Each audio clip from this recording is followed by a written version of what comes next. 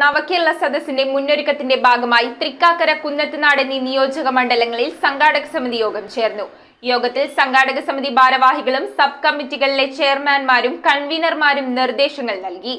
ജനുവരി 1, 2 തീയതികളിലാണ് തൃക്കാക്കര, കുന്നത്തുനാട് മണ്ഡലങ്ങളിലെ നവകേരള സദസ്സ് നടക്കുക. ജനകീയ മന്ത്രിസഭ ജനങ്ങളിലേക്ക് എന്ന സന്ദേശമുയർത്തി മുഖ്യമന്ത്രിയും മന്ത്രിമാരും ജനങ്ങളുമായി നേരിട്ട് സംവദിക്കാൻ സംഘടിപ്പിക്കുന്ന നവകേരള സദസ്സിന്റെ മുന്നൊരുക്കത്തിന്റെ ഭാഗമായി തൃക്കാക്കര, കുന്നത്തുനാട് എന്നീ നിയോജക മണ്ഡലങ്ങളിൽ സംഘാടക സമിതി യോഗം ചേർന്നു. നവകേരള സദസ്സിനോടനുബന്ധിച്ച് മണ്ഡലത്തിൽ പൂർത്തീകരിക്കേണ്ട മുന്നൊരുക്കങ്ങളും നിർദ്ദേശങ്ങളും യോഗത്തിൽ ചർച്ച ചെയ്തു. മണ്ഡലത്തിൽ പോസ്റ്ററുകൾ സ്ഥാപിക്കൽ, പൊതുജനങ്ങൾക്ക് അപേക്ഷകൾ, നിർദ്ദേശങ്ങൾ എന്നിവ സമർപ്പിക്കുന്നതിനുള്ള സൗകര്യം ഉറപ്പാക്കൽ, പൊതുജനങ്ങളുടെ പങ്കാളിത്തം ഉറപ്പാക്കൽ തുടങ്ങിയ കാര്യങ്ങളും ചർച്ച ചെയ്തു. യോഗത്തിൽ കുന്നത്തുനാട് നവകേരള സദസ്സ് general convener TM. Rejeena, Vadavucode Puthenkurish ഗ്രാമപഞ്ചായത്ത് പ്രസിഡന്റ് സോണിയ മുരുകേശൻ, തൃക്കാക്കര നവകേരള സദസ്സ് general convener deputy collector B. Anilkumar, chairman CM Dinesh Mani, രക്ഷാധികാരി അഡ്വക്കേറ്റ് AG ഉദയകുമാർ, സംഘാടക സമിതി സബ് കമ്മിറ്റി ഭാരവാഹികൾ, വിവിധ വകുപ്പ് ഉദ്യോഗസ്ഥർ, ജനപ്രതിനിധികൾ തുടങ്ങിയവർ യോഗത്തിൽ പങ്കെടുത്തു. News bureau, Ernakulam.